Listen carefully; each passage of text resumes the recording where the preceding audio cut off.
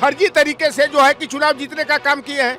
महाराष्ट्र का देख ही रही है, बवेला हुआ है। वह धर्म है, भारत पाकिस्तान, हिंदू और मुसलमान अगर नहीं करेंगे, यह धर्म के नाम पर ध्रुवीकरण करने का प्रयास कर रहे हैं। वह हरिहर नाथ मंदिर था, ये गड़े मुर्दे उखाड़ने का काम करते हैं। मंदिर जहाँ बना, ये नया वाला मंदिर, तो 3 किलोमीटर दूर क्यों बनाया गया?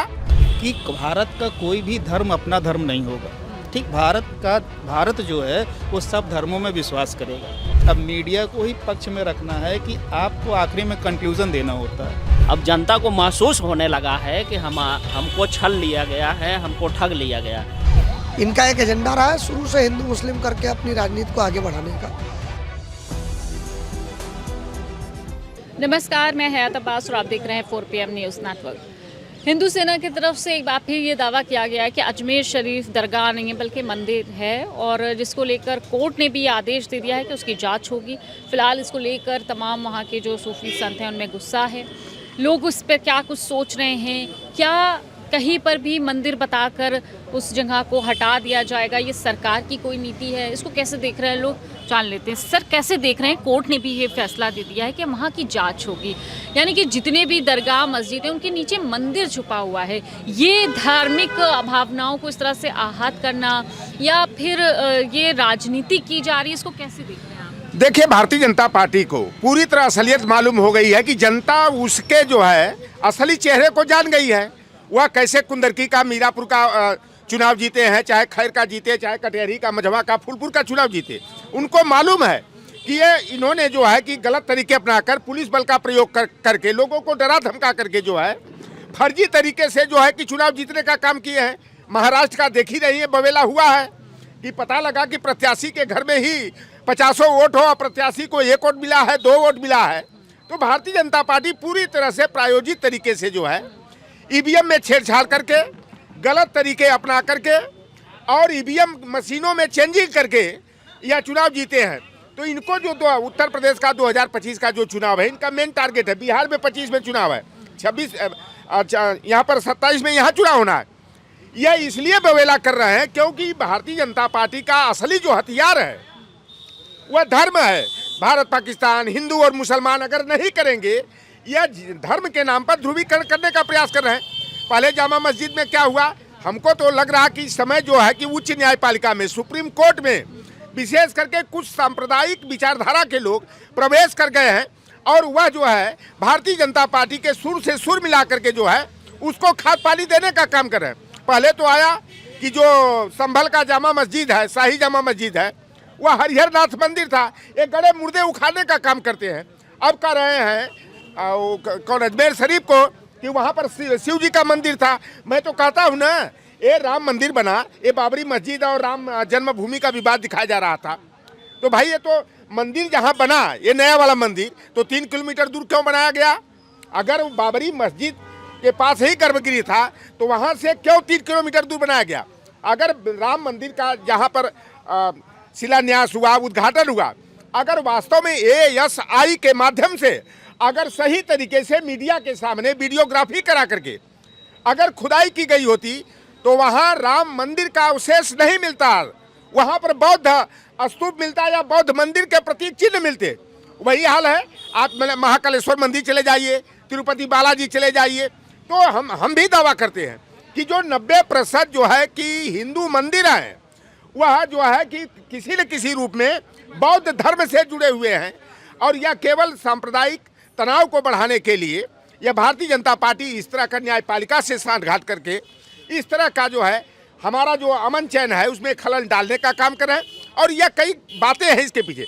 एक तो जो ईवीएम से महाराष्ट्र का ये चुनाव जीते हैं, आप बताइए हरियाणा में हुआ, पता लगा जहां भारतीय जनता पार्टी जीती, जिन ईवीएम मशीनों में 90% 80% भाजपा के पक्ष में वोट मिला, वहाँ आप बताइए ईवीएम मशीन केवल 1% जो है डाउन हुई, 99% चार्ज रही। और जहां भारतीय जनता पार्टी हारी वहां पर पता लगा कि दूसरे पक्ष को वोट मिला। तो ये ईवीएम में किसी तरह, आप बताइए कि सबसे बड़ा विश्व का टेक्नोलॉजिस्ट कौन है? एलन मस्क का है। और इलन मस्क ने कह दिया कि ईवीएम में हेरा फेरी हो सकती है। लेकिन सवाल तो यहाँ पे ये है कि ईवीएम की आप बात ले आए हैं, तो मैं ये कह दूं आपसे कि जहाँ बीजेपी जो है जीत जाती है वहाँ आप लोग ईवीएम का सवाल उठाते हैं, तो वहाँ क्यों नहीं उठता जहाँ हार जाती है? अब मैं आपको बताऊं, मैं निषाद बिरादरी का हूं। बड़ी मछली को जब पकड़ना होता है तो छोटी मछली को चारे के रूप में प्रयोग करते हैं। तो यह लोगों का ध्यान है भटकाने के लिए, हटाने के लिए। यह कहते हैं कि जहां सपा जीत जाती है, कांग्रेस जीत जाती है, तो वहां ईवीएम पर दोष नहीं लगाती है। एक बड़ी जीत हासिल करने के लिए छोटी जीत जहां मिलनी होती है वहां ये हेर फेर नहीं करते हैं। और निश्चित रूप से ईवीएम जो है भाजपा के लिए इलेक्ट्रॉनिक विक्ट्री मशीन है। आप बताइए कि जो विकसित देश है, अमेरिका है, रूस है, जापान है, जर्मनी है, चाहे कोरिया है, चाइना है, मिस्र है, वहाँ पर जो है ईवीएम मशीन का इस्तेमाल नहीं होता है। वहाँ बैलेट पेपर से चुनाव होता है। तो आज Bharatiya Janata party ballot paper से क्यों नहीं चुनाव करा लेती है? यह सारा जिस तरह से प्रशासनिक गुंडाई करा करके यह चुनाव जीत रहे हैं, और इससे ध्यान हटाने के लिए और अडानी के लूट का धंधा जो रहा है, अब भंडाफोड़ अमेरिका से हो रहा है, कहीं केन्या से हो रहा है, कहीं जापान से हो रहा है, कहीं चाइना से हो रहा है, तमाम जगहों से, कि अडानी किस तरह घोटालाबाजी की है। और घोटालाबाजी की सौदाबाजी कराने में सीधे सीधे देश के प्रधानमंत्री शामिल हैं। उन मुद्दों पर प्रतिपक्ष चर्चा न करे, अडानी के खेल का, ईवीएम के घालमेल का, और तमाम जो ये नौकरियों के विज्ञापन निकले। अभी उत्तर प्रदेश पुलिस भर्ती का परिणाम आया है, जिस तरह 69,000 शिक्षक भर्ती में जो है 18,988 पद ओबीसी का लूट लिया गया, उसी तरह से आप बताइए कि ओबीसी का कट ऑफ मार्क्स जो है 198.99 गया है, और ईडब्ल्यूएस का जो है कट ऑफ मार्क्स जो है 1.87 गया, सीधे 12% का डिफरेंस। बात यहाँ पर सर्वों की हो रही है, इस तरह के सर्वे मस्जिदों के कराए जा रहे हैं, क्यों इनके नीचे मंदिर की बात कही जा रही है? ये क्या राजनीति? पहले तो बात है, ठीक है, अजमेर शरीफ का कराने जा रहे हैं, शाही जामा मस्जिद का करा रहे हैं, तो महाकालेश्वर का भी सर्वे करा ले, तिरुपति बालाजी का भी सर्वे करा ले, सब सामने आ जाएगा कि यह किस तरह से जो है कि अच्छा हिंदू धर्म की बात की जाती है। मैं बता दूं कि जब मुगल यहाँ पर शासक थे तो उस समय हिंदू धर्म नाम की कोई चीज़ नहीं थी। अगर रामचरितमानस को देख लीजिए और पुराने पुराणों को देख लीजिए, कहीं धर्मशास्त्रों को देख लीजिए, हिंदू शब्द मिलता ही नहीं है। हिंदू शब्द तो खुद जो है हमारे ऊपर थोपा गया मुगलों के द्वारा है। जब यहाँ पर अंग्रेज थे तो वैदिक धर्म था, और जब जो है कि मुगलों के समय वैदिक धर्म था, और जब अंग्रेज आ गए तो आर्य धर्म हो गया। और जब वयस्क मताधिकार की रणनीति बनने लगी, ब्रिटेन में लागू हो गया, और उसी का उपनिवेश भारत था, तो यहाँ पर 1917 में हिंदू धर्म शब्द आया, और 2023 में सनातन धर्म आ गया, और 2030 में और कुछ धर्म आ जाएगा। तो जब कोई हिंदू धर्म का ही कहीं प्रमाण नहीं मिलता है कि हिंदू कौन सा धर्म है, इसका संस्थापक कौन है, अगर हिंदू धर्म इतना ही बेहतर था तो आर्य समाज की स्थापना क्यों हुई? आप बता दीजिए ना। ये उसमें तमाम तरह की जो विडंबनाएं हैं, तो यह केवल हिंदू हिंदू कह करके हम लोगों को गुमराह करने का, हिंदू मुसलमान को लड़ाने का और अपनी गोटी फिट करने का काम करते हैं। भाई शाहनवाज हुसैन को रिश्तेदार बनाना हो, मुख्तार अब्बास नकवी को बनाना हो, मोहम्मद करीम को बनाना हो, सुहेल अरबाज को बनाना हो, अजहरुद्दीन और मोहसिन खान को बनाना हो, तब इनको हिंदू मुसलमान नहीं दिखाई देता है। तब तो तार से तार जोड़ करके यार बन जाते हैं। और हम लोगों को जो विशेष करके गरीब गुरबा, चाहे हिंदू हो चाहे मुसलमान हो, धर्म के पचड़े में लपेट करके असल मुद्दे जो संवैधानिक मुद्दे जुड़े हुए हैं, संविधान और लोकतंत्र से संबंधित है, उससे ध्यान भटकाने के लिए यह धर्म का जंजाल फैलाने का और सांप्रदायिक तनाव बढ़ाने का काम करते हैं। देखिए, सर ने कहा है कि सांप्रदायिक घटनाओं को बढ़ाने का ये काम कर रहे हैं, इसीलिए इस तरह के सर्वे सामने आ रहे हैं। आपको क्या लगता है कि क्या तनाव बढ़ेगा, क्या लोगों में इस तरह की चीज़ें बढ़ेंगी, उनको ये लगेगा कि हिंदू मुसलमान किया जा रहा है? देखिए, एक चीज़ आप समझिए कि देश जो है, जब हमारे को 26 नवंबर 1950 को जब आपको संविधान अंगीकृत किया गया था, तो ये कहा गया था बाकायदा, ठीक है, कि देश जो है संविधान से चलेगा और कॉन्स्टिट्यूशन ही सर्वोपरि है, ठीक है। चाहे वो आपका कोई भी इंस्टीट्यूशन हो, चाहे आपका जुडिशरी हो, चाहे विधायिका हो, चाहे लेजिस्लेटिव हो, चाहे आपका एडमिनिस्ट्रेटिव हो, ये सारे जो है अंग जो है सुप्रीम कोर्ट कोई भी हो, वो आपका कॉन्स्टिट्यूशन से ही चलेगा, ठीक। और इन सब को जो भी ताकत मिलती है वो भी सुप्रीम कोर्ट को कॉन्स्टिट्यूशन से ही मिलती है। तो कॉन्स्टिट्यूशन में कट क्लियर एकदम साफ लिखा हुआ है, आर्टिकल 25 से लेके 23 से लेके नीचे तक 28-29 तक की, कि भारत का कोई भी धर्म अपना धर्म नहीं होगा। ठीक। भारत जो है वो सब धर्मों में विश्वास करेगा। ठीक। अगर इन चीज़ों पे देखें तो कहीं कोई लड़ाई नहीं है। ठीक। केवल आप एक वोट बैंक की लड़ाई लड़ें तो वो दूसरी चीज़ है, एक के दिल में दूसरे के दिल में नफ़रत पैदा करें। हिंदू और मुस्लिम, सिख, ईसाई, ये सब दूसरी चीज़ें हैं, ये सारी चीज़ें कट क्लियर लिखी हुई हैं, लेकिन आज आपको इन चीज़ों को नहीं बताया जा रहा, दूसरी चीज़ें बताई जाती हैं। अब आप अजमेर की बात जैसे कर रही हैं, तो ये देखिए, एक एप्लीकेशन देना किसी चीज़ को, कोर्ट तो बैठा इसीलिए कि आप कुछ भी देंगे उसका हमें एंटरटेन करना ही करना है।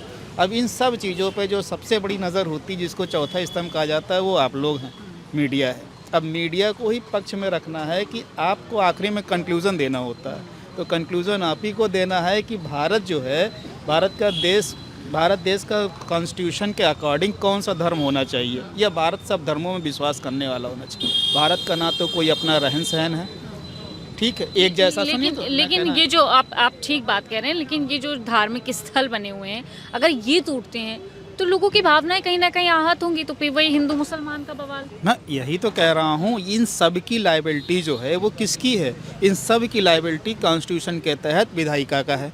ठीक। जो सरकार चला रहे हैं, इन्हीं की लायबिलिटी है कि इस तरीके की चीज़ों को रोका जाए। और जब क्या कहते हैं ना कि वो कहावत में नहीं भूल गया हूँ कि जब वो सैयद ही वो क्या होते हैं, हाँ, नहीं वो दूसरा, जब, हाँ, वो भी है। दूसरी चीज़ है कि जब रखवालाई आपको सब चीज़ें गलत करने पे आ जाए तो उसका कोई भला नहीं हो सकता कहीं।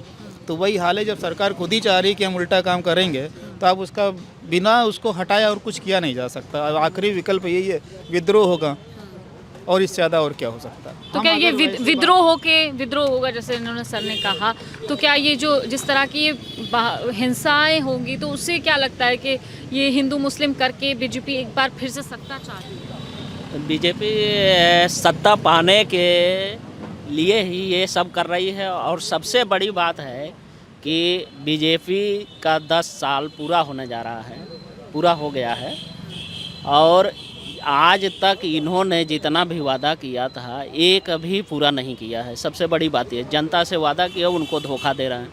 अब जनता को महसूस होने लगा है कि हमको छल लिया गया है, हमको ठग लिया गया है।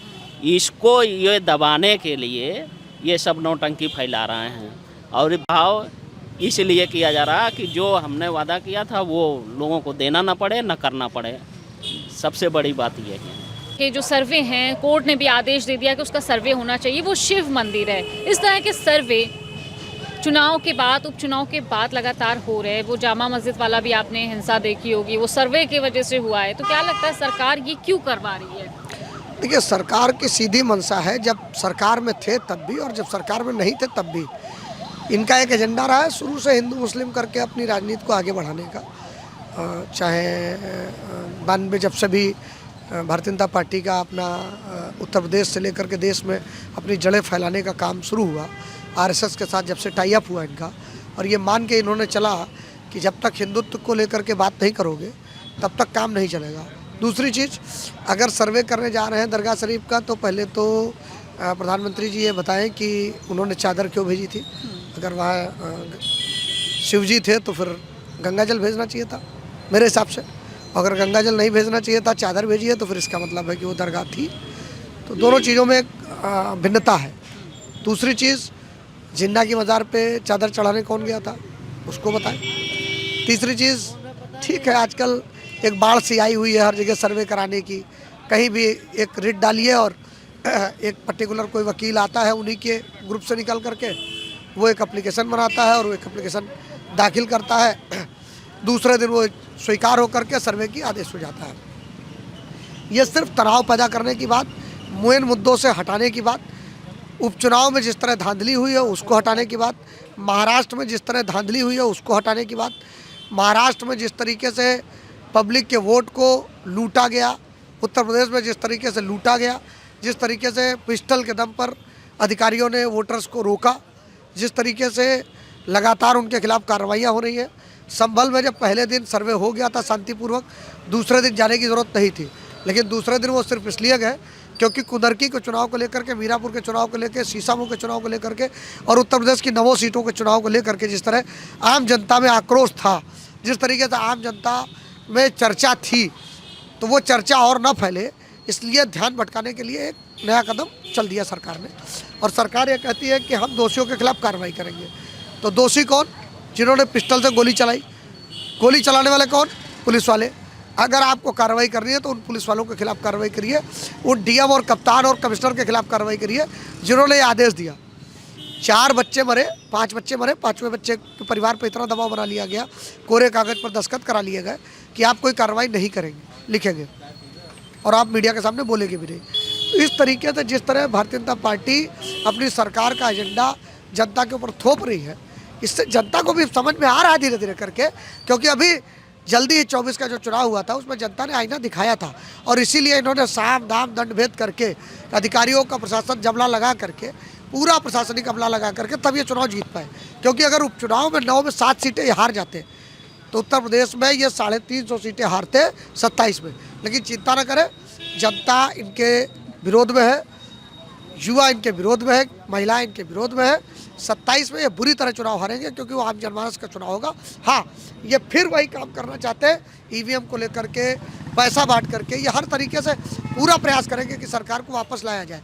लेकिन इस बार उत्तर प्रदेश की जनता इनको बेनकाब करेगी और यहाँ से खदेड़ने का काम करेगी। देखिए, जैसे इन्होंने सर ने कहा कि भारत एक ऐसा देश है जहाँ पे सभी धर्मों की बड़ी रिस्पेक्ट की जाती थी, इज्जत की जाती थी, लेकिन आज हिंदू मुसलमान करके जिस तरह से बीजेपी सत्ता हासिल करना चाहती है, शायद यही इसका अंजाम है जो लगातार सर्वे आ रहे हैं और दरगाह तोड़ने की और जो मस्जिदें हैं उनको तोड़ने की बात की जा रही है। कहीं ना कहीं धर्म का सहारा लेकर 27 का जो सफ़र है वो तय करना चाहती है बीजेपी, और शायद इसका यही वजह है जो इस तरह के सर्वे सामने आ रहे हैं। उस सर्वे में जिस तरह से हिंसाएं हो रही है इस वक्त तो आप देख ही रहे हैं। फिलहाल तमाम इसी तरह की अपडेट्स के लिए 4PM देखते रहे। कैमरा पर्सन सत्यनारायण के साथ मैं हयात अब्बास, 4PM न्यूज़।